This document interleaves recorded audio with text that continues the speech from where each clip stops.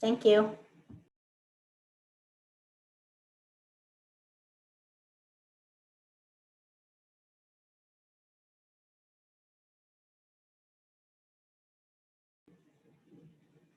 Okay, let's get started. It's 4 minutes after 11 Eastern Time, and people will dial in as they want to. So welcome everyone to the How to Start a Successful Online Store webinar. I'm Heidi Shepard. I'm the project director for the DC Women's Business Center. So before we get started, just a few housekeeping tips. You probably know all of this already, but just to make sure, you're all on mute. So if you have questions, please put them in the chat box, not the Q&A, the chat box, and we'll answer them at the end of the webinar. We are recording the webinar, and both the slides and the recording will be sent out to you after today's event. Today, we are pleased to be partnering with two other organizations helping us deliver this useful information to you, House Collective and Hera Hub DC. But before handing them off to them, I want to tell you a little bit about the DC Women's Business Center. The DC Women's Business Center is part of a national network of over 150 centers throughout the US, designed to empower women to achieve small business success by providing training, mentoring, business development, and financing opportunities. We are partially funded by the Small Business Administration, and our center is hosted by the National Community Reinvestment Coalition. We envision a thriving ecosystem of women entrepreneurs in the DC metro region who have access to the tools, capital, knowledge, and networks to create a supportive environment in which to grow their businesses. That's our vision. We provide assistance through one-on-one counseling on all aspects of business development, growth, and startup, including federal and local procurement opportunities. We were launched in March of 2010, and since that time, we have reached over 8,000 entrepreneurs with either one-on-one counseling or through webinars, training events and webinars. And now I would like to introduce Julia Westfall from Hera Hub. And she's the CEO of Hera Hub DC. And I'm going to hand it off to Julia to give you a little information about Hera Hub and herself. Julia? Hi, Heidi. Thank you so much. I'm delighted to be here and be joining this webinar.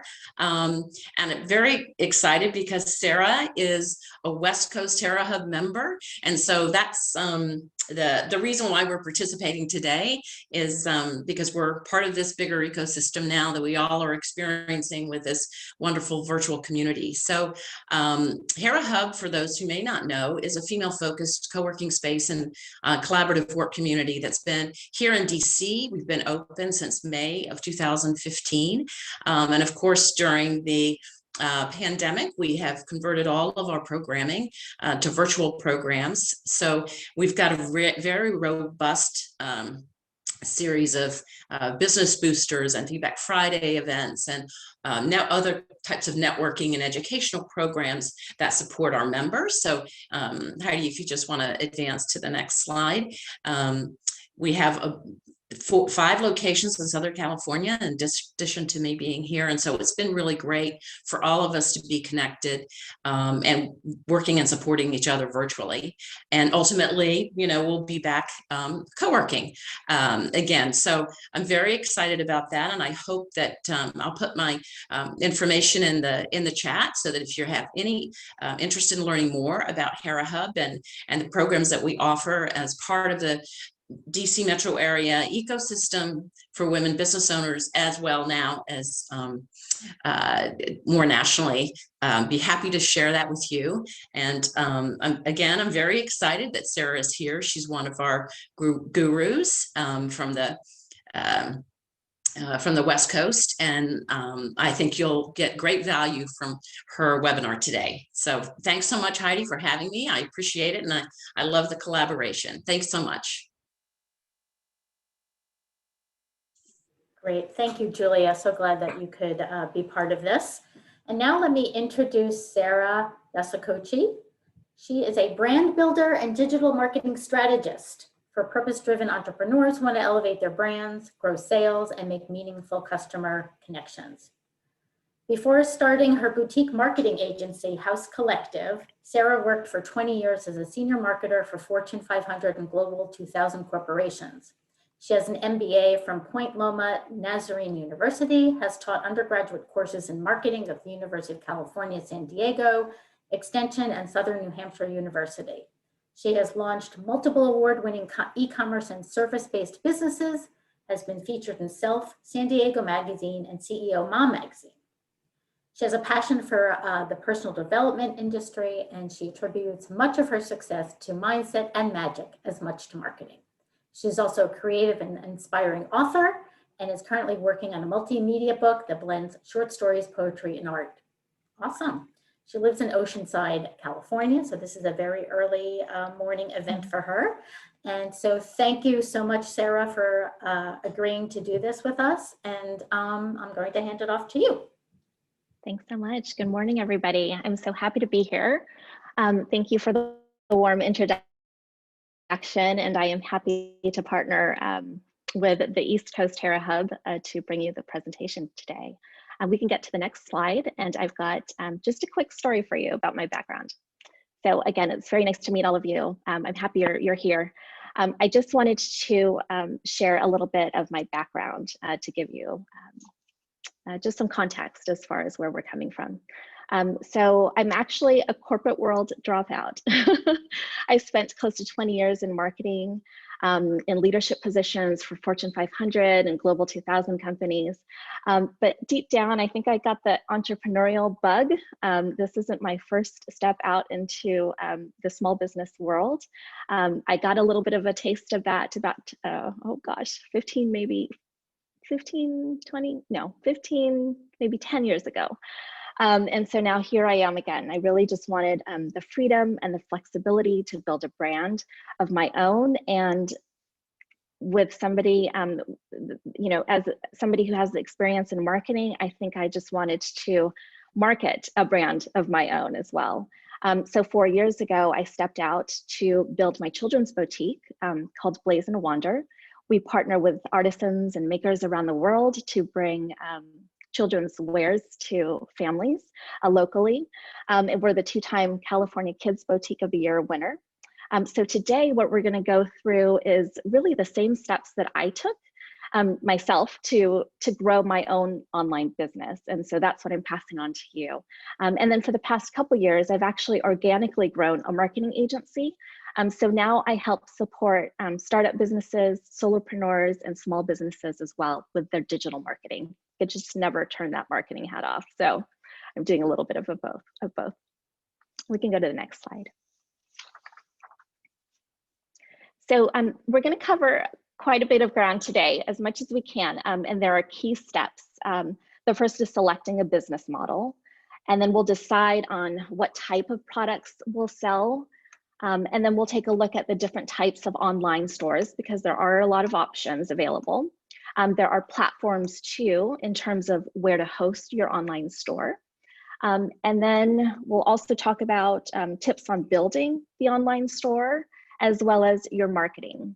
What we won't quite cover completely today, but I do have tips for you, is writing your business plan, because that is going to take a lot more time, effort, maybe some guidance from folks like DC Women's Business Center, and then also with name creation and assets, because that's a little bit of creative time that you can take on your own to do. We'll go to the next slide. We're also going to help answer today things like, what should I sell? What industries are growing right now, especially with the pandemic?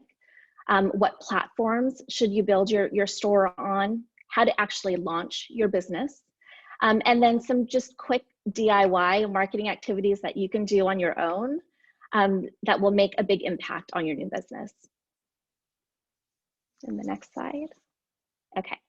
So we'll talk a little bit about our industry and what's happening right now because of the pandemic.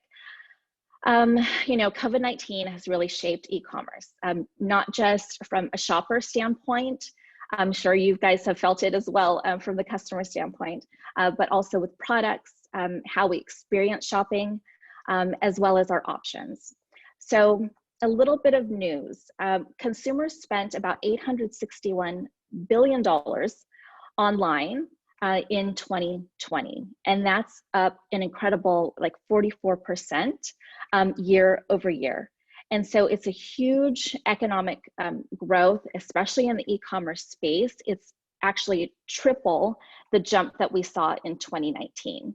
So we've seen the e-commerce business, that space grow anyways, but because of the pandemic, we're really seeing it thrive. And as a shopper, I mean, think about how you're shopping these days. We're trying to avoid crowded places. People are, changing really when and how we shop. In terms of products, we're buying things that we can buy in bulk. I'm sure you've heard about, the need for toilet paper. Masks are something that are new on the market. Hand sanitizers are on every shelf that we see when we walk into a store. And even in fashion, things like leisure wear, sweats, and for home office, even furniture has seen an increase because people need to outfit their home offices, and they may not have had to before. In terms of the experience, we want to make sure that we keep customers safe. And so safety is an issue, fast service is an issue, convenience is an issue, as well as bulk buying. And then options, that last bullet point. As a shopper, both from a seller standpoint and a buyer standpoint, we're looking at things like mail delivery. Curbside pickup has never been more prevalent than now. Food service delivery, sundries delivery, those are all things that are being impacted by COVID-19. So this is also a really great time to pivot, I think, and move towards the e-commerce space. As a digital marketer, our business has tripled over the previous year, and it's because entrepreneurs who are traditionally in brick and mortar, meaning they have a physical location, are really seeing the need to move and transition online. So there are a lot of opportunities, and it's a good way to go. And even if you have a physical location, finding out how you can maximize your digital platform, your digital space, would benefit you in the long term. So we can go to the next slide. Okay, so we've got lots of information on this particular slide. You will get access to the slides as well as the recording. And so I will just cover a high-level view of each of these. So there are different business models to consider. Drop shipping for one, subscription, private label, white label, and wholesale. Those are all the things on the first column there. And I just really handpicked some benefits and some drawbacks for each of those. So what you really want to do when you're looking at moving into the online space is to do that market research and identify, just like what we did in the previous slide, what's going on in terms of the pandemic, what's happening in the online space. And then you'll also want to take a look at that research locally before you dive into these 5 business models. And so with drop shipping, just a little bit of context in terms of what that is. That is, for example, as an online store, you're working directly with a manufacturer, and that manufacturer, so you get an order in, that manufacturer actually fulfills the order for you, packages it up, works with a shipping company, and then gets it to your customer's door. So it bypasses you completely. Some of the benefits of that is that, you can ramp up easily and start your online store right away. It's usually very little investment. And then there's that entire convenience and fulfillment, because you don't have to worry about a warehouse. You don't have to worry about packaging, shipping anything. It goes directly to your customer's doorstep. But there are drawbacks to that to consider. And the next is subscription. And that is, think about like a magazine subscription service, and you may be familiar with this already. Some of the things are like Flowers of the Month Club, or FabFitFun, or Ipsy, or Stitch Fix, or those kind of boxes that you get on a regular basis. And every time you receive them, the contents are a little bit different. So there are benefits and drawbacks to each of those as well. And I'll let you kind of soak those in your own time. There's private label also. I would say private label, and then the next one, white label, are probably the most common that we see in terms of startups. And private label is really like, it's your own label, it's your own brand, it's your own product, you're typically manufacturing that. So think of, you know, like Nike has their own brand, their own label, their own product, and their own website. White label is when you're actually taking your name, your brand name, and then placing it on another name or another product that has no name. So think of this like a water bottle. If I have my own brand name, my own company name, and then I look for a manufacturer and a supplier who just creates tons of varieties of water bottles, and then I put my name on those water bottles and then sell it through my store, that would be another business model, which is the white label. And then there's wholesale. And this is where you bypass completely the end user and you go directly to the business. So one business is selling to another business. And then there are positive and benefits to that as well. So that we can go to the slide. Okay. And so now that we've taken a look at the research, we've taken a look at the models, and then now we're going to take a look at the products for your store. Just a little bit of a hint on the top right, on some of the slides, you're going to see a purple bar there that will give you a few tips and tricks and things to kind of take away, or invitations for you as well, to get some work done. So what we'll talk about on this slide is the products for your store and maybe what should you sell. So things that you should probably think about are products that solve a problem. So think about like how your phone case saves the day, right? Or now I see bag holders, or hooks, so that you don't have to put your bag on the floor, or a hand sanitizer holder, or things that people would use every day that would really kind of improve a pain point or a challenge that they may have. That's something as well. I mean, like I've just purchased stairs for my dogs so they could climb up the couch. It solves the problem. It sounds a little silly, but the pet industry is a big market. So the next to consider is products that you're passionate about. So you're probably going to know already a lot about those products anyway. So a lot of the market research is already going to be done for you. So if you're passionate about the beauty industry and you find that you have cases and cases of, I don't know, face cream or masks or hair care products, then that might be something that you would consider if you're already an expert from the customer standpoint. Niche products is also something to consider when you're asking the question, what products should I sell?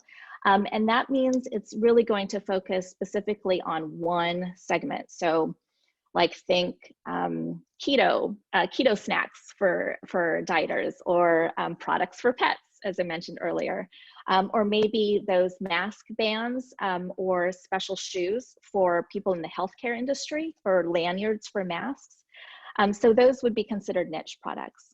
And then something to consider also for products that you want to sell is really taking a look at the industry growth.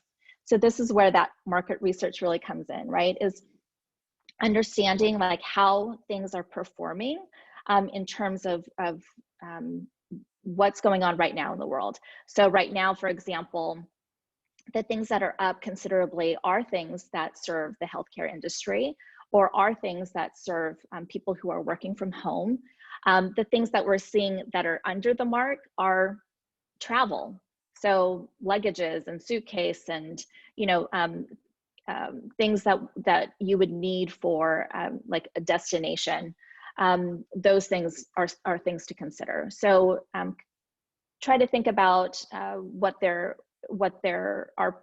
there are potentials in terms of growth. Okay, on the next slide. Okay, so this is where actually we were going to do a breakout session. I don't know if we're able to do that. Let me just see. I don't think we have the capability to do the breakout session, but if you can take some time, we have a few minutes set aside for a brainstorming. So consider products that you can solve in terms of a problem that you can solve. So products that solve a problem, and then also consider products that you're passionate about. So we can take a couple minutes of time and then we'll open up the floor and maybe get some examples from you, but I would love to get a list of maybe 2 of each that you would consider.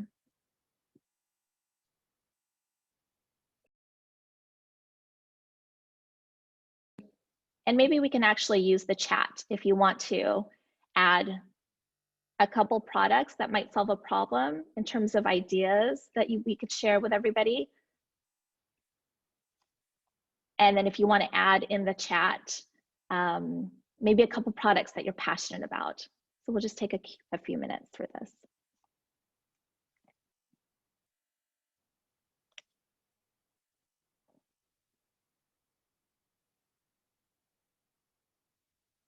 Doggy daycare, Rhonda says. Personalized dog products. Yes, I love that. And I'm passionate about dogs, so I'd be a shopper. Anything else?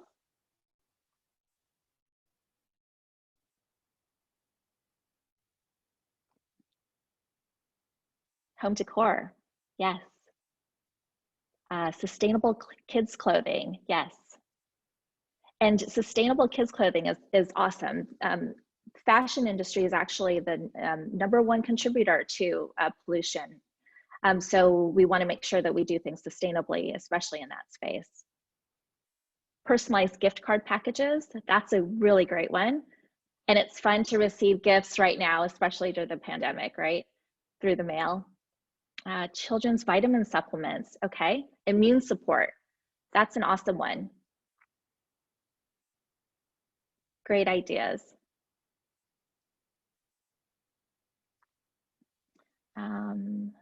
Alicia, it looks like you can't see the answers.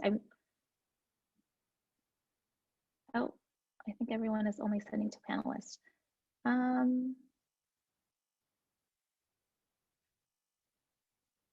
There should be a, on the bottom of your chat, there's a down arrow that if you click on that, you'll have menu options and you'll be able to select who you're sending the information to in the chat. So you can select panelists and attendees, and then everybody can see. And we can also take a screenshot so everybody can get an idea of what the items are.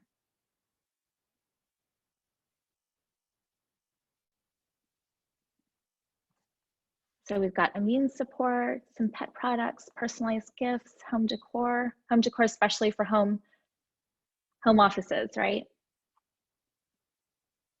Okay, great. Well, thank you. And then for those who couldn't see the chat, then we'll make sure that that's part of what we share after the meeting as well. We should be able to download a copy. And then I also have some links for you too. So she shed designs. Oh my gosh, I would love a she shed. Those are those sheds that you put in your backyard, and they are typically used for, I don't know, to hold your brooms and materials, tools for the backyard, but you transform it into a mini office. That would be awesome. Instead of a man cave, a she shed. Thank you. And so at the end of today's workshop, I'll also provide you my information. And so I'm happy to share with you. I've got a couple links. Another thing to check would be like trending products to sell in 2021. Do make sure to add the year. So just some things that I was able to pull from Shopify and Oberloo. For example, the #1 thing right now is peel off masks and nail polish. And I think probably the 2 big beauty products, right? Because when was the last time, like spas are closed, personal care is important, especially when you're at home. So peel off masks and nail polish. The #3 trending item to sell online is exercise bands. We've seen a lot of home gyms pop up. Water bottles is always a staple. Blankets, yoga and Pilates mats, kayak accessories. My husband, he's in the outdoor and sporting industry, and he's seen incredible sales because people want to head outdoors. It's, you know, it's a thing that folks can do as a family and just to stay active these days. Jigsaw puzzles are another top one. Kitchen and dining room furniture, rugs, board games, and laptop skins. And I see some more information. Okay, awesome. And then we can get to the next slide. Okay, so the different types of online stores to think about once you get past, you know, once you decide what products you want to sell is really if you're going to have a branded site. So my Nike example earlier, that would be, you know, like a dedicated brand site. You only sell that particular brand. You only sell your brand, and that's what you're doing for your online store. The next would be as an online retailer, which means it's similar to, for example, Blaze and Wander would be an online retailer where it's not just one Blaze and Wander brand, but we actually sell multiple brands from other names as well. And then marketplace would be like not just a variety of brands on the site, but also a variety of stores. So you're probably familiar with Amazon, eBay. This is where Etsy would come in because again, it's not just an individual brand or item, but it's actually a different seller each time. So those are the type of online stores just to be aware of. We can go to the next slide. And then these are the e-commerce platforms. And so once you consider what kind of store you'd like to select, you know, the hint on the top right, check your business model, make sure that you're going to move towards, you know, the right direction in terms of what your choices are. So things to consider when you're checking an e-commerce platform. I've also provided some logos of some commonly used ones for the private label or white label choices. And that would be Shopify, Wix, or maybe Squarespace. Shopify, I think, would be the most commonly used online store platform. But when you're out there checking, do your due diligence, make sure it works for you. I always say that the best digital tool is the one that you're most comfortable with and the one that you can be most consistent on. But the things to look at are like security, not just for you as the business, but also for your customers. Mobile commerce would be one also. I know for Blaze and Wander, this was important because we did a lot of local pop-up shops when those were happening. And even now we have like farmers markets and small events that are coming back online on the calendar. And so it would be important to have your online store inventory connect with whatever you're doing on the go. So if you're participating in like an expo, a convention, a local market, we want to make sure that those two things talk. The third would be a cart experience. And so this is, you know, you as a shopper, think about the best experiences that you've had online when you're purchasing something, and then think about the worst experiences and make sure you include those as the decision points when you're selecting your platform. Reviews and ratings are also something that's important because the content that people leave on the website could be repurposed and really add a lot of value in terms of SEO. And so that means the more likelihood other people will be able to find your store as well. And so think about the last time you've left a review or a rating, not for a particular business, but for a very specific, for a particular product. Like, oh, this, you know, this blazer fit true to size, or these shoes were a half size too big. So those are the kinds of things that actually help power your SEO on your website. And so check for reviews and ratings capability. Flexibility and scalability too are things that I would consider. Whenever you're building a business, I would always think about, you know, your immediate needs, but also where you want your brand and business to go in a year, in 5 years, and even down the road if you're going to be a legacy brand. Also something to consider with platforms is fees. Those can add up pretty quickly, not just from a monthly user standpoint, but also like credit card processing fees or if you've hit a max or limit on the number of products that you can list online, or sometimes there's a fee for every product that you list. So I would take those all into consideration to find the best fit for you. And we can go to the next slide. Okay, and so now we're going to talk about, like, okay, we've got some things out of the way. We've talked about business model. We've talked about products. We've talked about, you know, selecting your online store, the type, as well as the platform. So that kind of gets us into actually launching. And so writing your business plan is something that, again, takes time. This is going to be your guide. Everything and anything that you do with your online store, where to source your products, how you would handle a return, your financial models to identify your margins and how you're going to make a profit, any kind of seasonal promotions, your marketing plan would be included in your business plan as well. And then the other piece next to that that's not in purple is also your name. I mean, that's going to take some brainstorming and some, you know, ideas to consider based on what you're selling, who you're selling to. Make sure it passes through all of those tests, and don't forget to ask for feedback. And these two pieces are really where I would recommend you go out and you find a mentor, or you go to an organization like DC Women's Business Center, get those practical steps on how to file a business license, how to register your fictitious business name, how to structure your business, even work with DC Women's Business Center to find potentially like a small business loan, or how to fund your new online store. And I see here, thank you, Heidi, DC WBC is holding a Write a Business Plan webinar on March 3rd. So that's right around the corner. It's a great, great next step after you follow these things to start your online store. Okay, the next is build your store. Oh, we're gonna go back to the previous, and I'm just gonna close out with the last two. So build your store is what we'll go into next.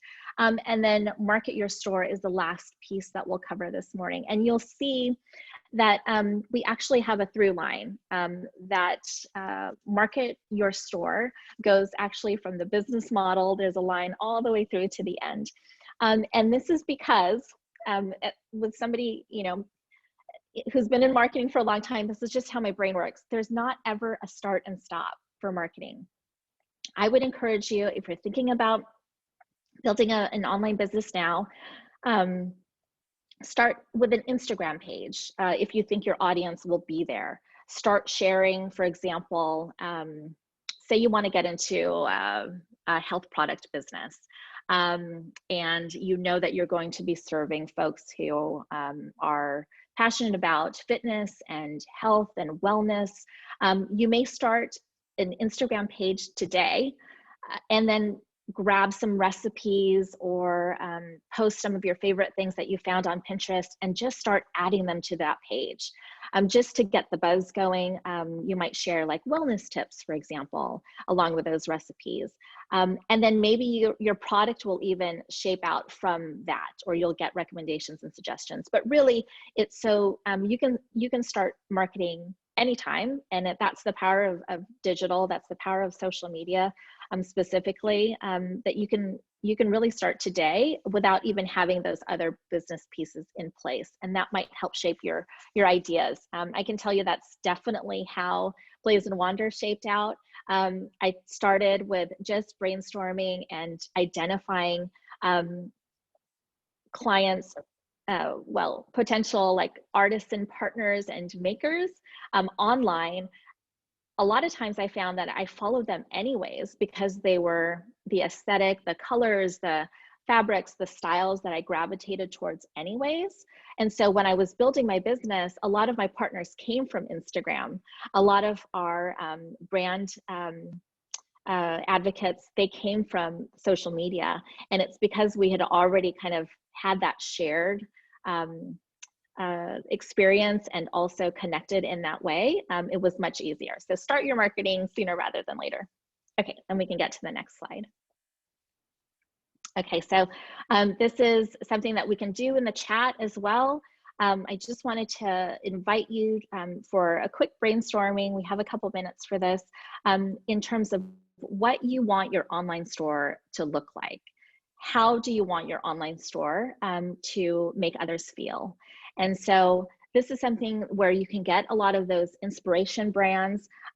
Search online. Think of all of the times where you've purchased something and you've really been wowed, whether it's online or offline. What brand was that? What retailer made you feel really great about that particular purchase? And then in terms of how you want others to feel, that's really important too, because we don't just buy from anyone. If it's a sundry item, we might, but other things are really driven by our emotions and also, by our need. So how do you want to make your customer feel? Do you want them to feel inspired, maybe by a journal or a book of quotes? Do you want them to feel safe, like with a protection product or a safety product, like a hand sanitizer even?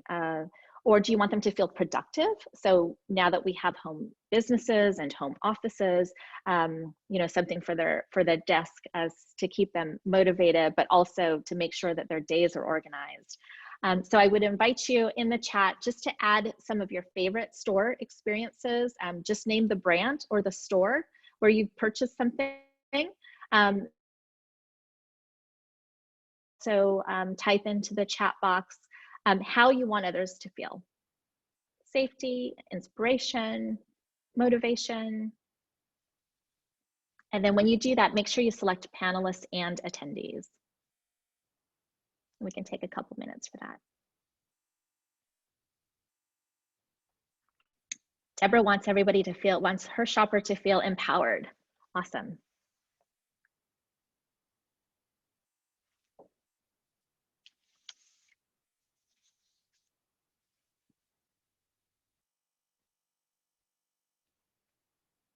Hungry. That's a great one.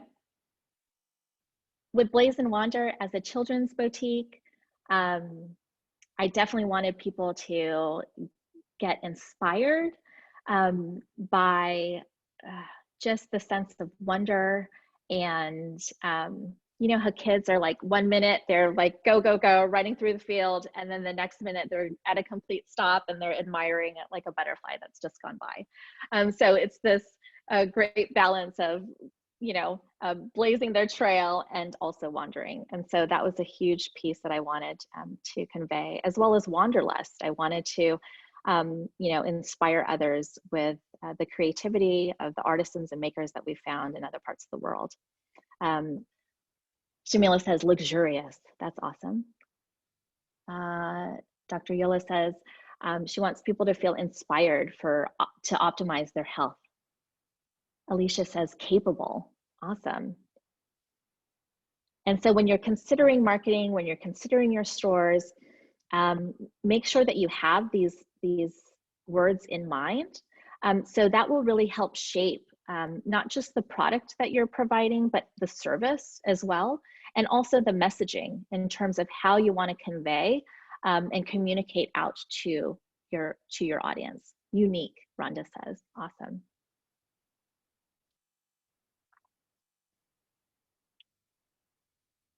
Any more? And then we can go on to the next slide. Okay, great. So this is where we get into the customer journey. While you build out your store, given those feelings in mind, given the examples that you've done, all of the research, all of the heavy lifting and the work that you've done in terms of building your actual business, whether you do it yourself or not, it'll be really important to understand where your ideal customer is and what their journey is. So some hints on the top right: know your ideal customer. And so once you understand what that feeling is, and once you know and have identified your product, really get to know where they are in terms of like what social platforms they use, where they would typically shop. And it's important to meet them there. Like, you don't want to create something for the health industry and then go into a space where you know that they're not at all, where they won't be able to hear your message. It's important to then know their journey, like how they would maneuver through their shopping experience, and then it'll be important to build a community. So on the top, the largest box on the top left is awareness. You'd start there, and then in the boxes that themselves are kind of marketing tactics that you would use in order to trigger that awareness. So for the awareness piece would be public relations, an online ad, or a pay-per-click campaign. And then the customer would then move into the consideration phase. And so that's where we would take a look at like social media, blogs to talk about the type of product that you're selling, or where your brand stands in terms of a particular cause, or why, your why as a business owner. This is where the reviews come into play as well. And then we move on the customer journey into the actual purchase. And so this is where your website experience comes into play. If they're having a good cart experience, if there's any kind of things that are happening in the shipping area where you need to consider like who your shipping partner is going to be so that they get the product on time. For example, one of the brands that I follow, because they just have a great platform, they stand for the right issues that personally align with mine, but they also serve folks who are particularly purchasing for holidays and occasions. And we all this week, in the past week, got alerts every day on what the status of shipping was and how their product was impacted by the slowdown of shipping, because a lot of their customers had made a purchase to make things in time for Valentine's Day. And so think about those kinds of things. If you're up against a deadline, if you're up against particular seasonal pressures, to consider like what that customer journey looks like in terms of purchasing, and how you can alleviate any of those stresses or challenges that they might feel. And even if you do, and it's things out of your control, how you can communicate out to them so that people are aware that there might be a delay, or they might not get their product on time. So those are the few of the challenges that you might see from the online space that you wouldn't necessarily have to think about, right? If you have a brick and mortar and an actual store where people can walk into. The next is product, and that's where you're really thinking about, the quality. If you're selling a water bottle or a pet product, and also the performance of it. Like, all of the promises that you're making that it does it do its job? And then the next piece in the journey would be the service. And so this is where, like, as a customer, is there a chat feature on your website? Is somebody able to get a hold of somebody else if they are waiting for something to arrive, on February 14th and it doesn't show up? Who do you call? Are you going to leave the customer hanging? Are you going to provide a chat service? Is there an 800 number? So that's really the service experience. And I would always put yourself in these customer shoes and each of the bubbles to really understand and feel those feelings, and then jot those down so you can head things off in terms of what your customer journey is. And then the last is brand advocacy. And this is really an important piece in terms of building your community. And so this is where you would look at reviews. If you have maybe a Facebook group that helps, to supplement, like everybody who purchases a pet product then goes onto a group page and talks about or shares pet photos or things like that. And then rewards also. This would be like, if they purchase an X amount, then they get an X amount back, or I buy one thing for myself and I can give my friend a coupon so that they can experience the same product or service. Okay, and then the next would be DIY marketing. So just to give you some quick, like, powerful tactics that you can do on your own would be to implement social media. And so again, this is where you would definitely take your ideal client profile in mind. You do a lot of research around that, make sure that they are where you are at. and then start communicating with them. And you can really, I think you can really form those relationships at any time. Again, don't wait to market, and also don't start from scratch. There's a lot of other online stores and online experiences out there where you can really see and understand maybe what they're doing. And we don't want to copy exactly what other people are doing out there, because you want to be able to have your own unique selling proposition. So your own why, your own product that makes your brand stand out from the rest. But we can also take a look at what comparable items are out there and what they're doing in the social media space.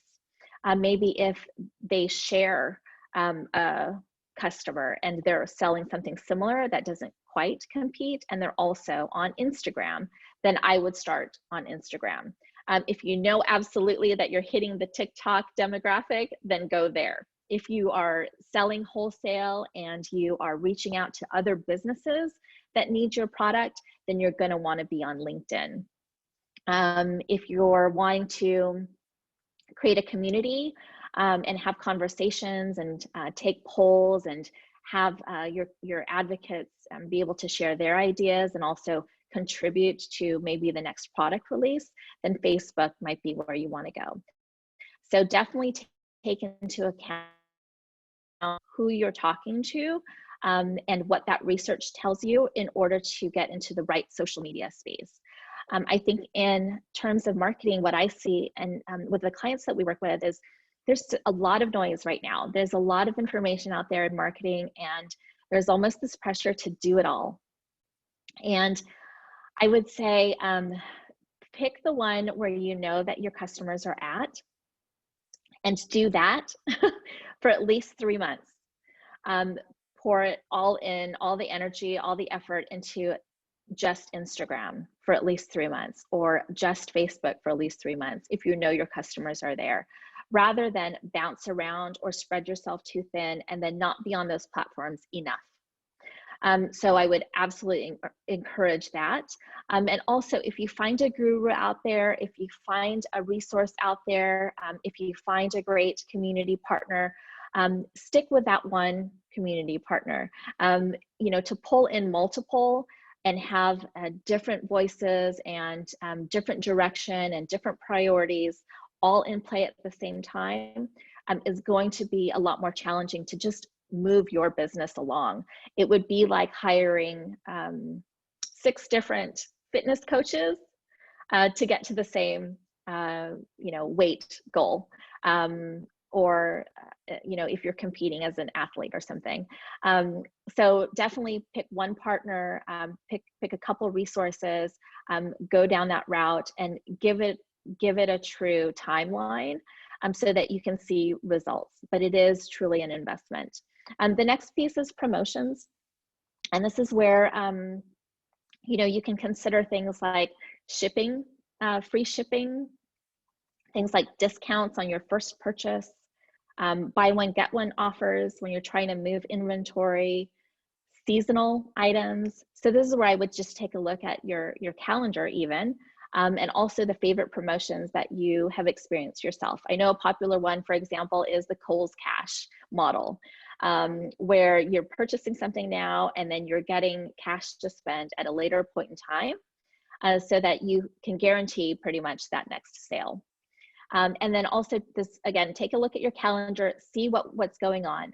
You know, February was President's Weekend, and as well as Valentine's. We've got Easter coming up. You know, seasonal products for summertime, where you can do specific promotions. And then also, even during times where you're not necessarily selling your product, it's great to give additional incentive through promotions. Partnerships is another thing, where, again, similar to social media, is understanding your market enough so you know who else is out there that's selling something similar. So for example, I purchased bags from a particular brand, and my kids are older, but they have really wonderful partnerships with the baby wearing community. and baby products, baby blankets, baby accessories. And it's a great partnership for them because as new moms, for example, they would be purchasing not just from one of the brands, but they would then extend that purchase into their partner brands. And so if you're doing something with, immune support for kids, is there already a product out there that's not immune support, but could be another health product or a safety in-home product for a child? That might be a good partnership for you to line up with, because not only would it be great brand alignment in terms of customers identifying those two brands as partners, but also it builds an even stronger and a shared community, so that, like for the bag and the baby wearing example, then the baby wearing community can then cross over into the bag community, and then vice versa. And then that leads to the last piece, which is community. And that is, absolutely, I would just make sure that you are building that, because that's what is going to create the longevity. And I would also say, make sure you market with purpose. Keep things aligned, keep things authentic. Marketing shouldn't feel icky. So make sure that people are feeling those feelings that you had all listed earlier. Okay, we can get to the next. So we've got just a few minutes for Q&A. And then actually we can go to the last slide while people are asking questions. I want to make sure that everybody's got my Instagram handle. Please DM me. I have a free 2021 publicity calendar for you from my good friend Selena Slew, who is a publicity expert as a marketer. And for you guys as small business owners or potential online business owners, I would recommend to use this calendar to help shape your social media plan moving forward. But also something I wanted to invite you to is if you DM me, I'm also happy to send over a link. I've got a new ideal client roadmap worksheet coming out. I want to make sure you receive that. And through Hera Hub on the West Coast, I do offer every Friday mornings an opportunity. It's open to the public. Just set an appointment, and I do free tips and free ideas, free consulting, so you can get started in terms of your marketing journey with your business. So now we'll take the last few. Oh, if there are any questions, you can type them in your chat box. Great. While people are typing their questions in, I want to just give you some information on upcoming trainings. As Sarah mentioned, the DC Women's Business Center has some really interesting things that can help you in terms of your writing your business plan. We have a webinar on health and safety during COVID. All of our webinars are listed, and you can register for them at the DC Women's Business Center. We have a webinar on government contracting, something on cybersecurity basics, which would be really useful if you're starting an online store, and then one on grant writing. We have others coming up, but just wanted to let you know about these. These are open for registration, and just wanted to make sure you knew that before we ended the program. In addition, you can sign up for free one-on-one counseling services on our website, and you can register for our free webinars on the website. And I want to go back to the question. Maybe Sarah, do you see the question about should products be separate website included in the overarching site? Yes. Thank you. So Dr. Yola asks, I have an overarching website that encompasses my medical practice as well as my public speaking. Should products be a separate website or included in an overarching site? So I guess the quick answer is that depends on what platform that you're on now. And we have had clients in the medical field who have both, actually. One links off into a marketplace. So a tab can be added onto your current site that links and redirects consumers to a different site to actually make the purchase. And other times it's built right in because their platform has the capability for both service and product. I hope that helps. And then Mar asked, can we see your contact info? So I added both my website and my Instagram handle on there. If you direct message me, then I'm happy to send over that 2021 calendar, a Guru Hours link, and then my ideal client worksheet once we have that. Great, thank you. Any other questions, please put in the chat. We've got about another minute to go. If you have other questions. Also, remember, we will be sending out the slides and the recording of today's webinar to everybody who registered. I don't see any other questions. I know we covered a lot of ground today, so if you have questions, please do DM me. I'm happy to connect with you. Great. Okay, this was a great webinar. I'm just going to end by saying thank you so much, Sarah and Julia, for your input today. And, and Sarah, excuse me, thank you so much for your freebies, which are available to everybody. That's awesome. And again, I wanted to direct everybody to our, to the DC Women's Business Center, our free one-on-one counseling services and our free webinars, and visit our website, which is undergoing some changes, but we do have the old one up with all of our events that are upcoming and places where you can register, as well as sign up for one-on-one counseling. Excuse me. And with that said, I want to thank you all again for attending, and thank Sarah and Julia. Thanks so much. It was great.